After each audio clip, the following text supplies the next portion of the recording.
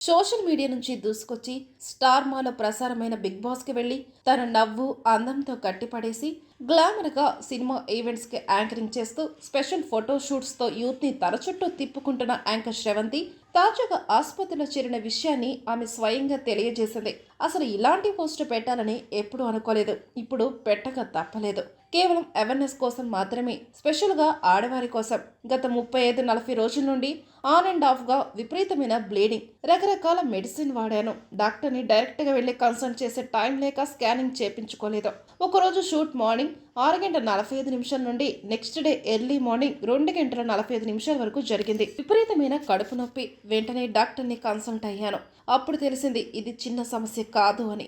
వెంటనే అడ్మిట్ అయ్యి సర్జరీకి వెళ్లాల్సి వచ్చింది. ఈజీగా కాంప్లెంట్గా రికవరీ అవ్వాలి, ముందులాగా నడవాలి అంటే ఒక 4 నుండి 5 వారాలు పడింది అని చెప్పారు డాక్టర్. అంటూ తన ఇన్స్టాలో శ్రవంతి తానెందుకు ఆసుపత్రి పాలందే రాసుకొచ్చింది.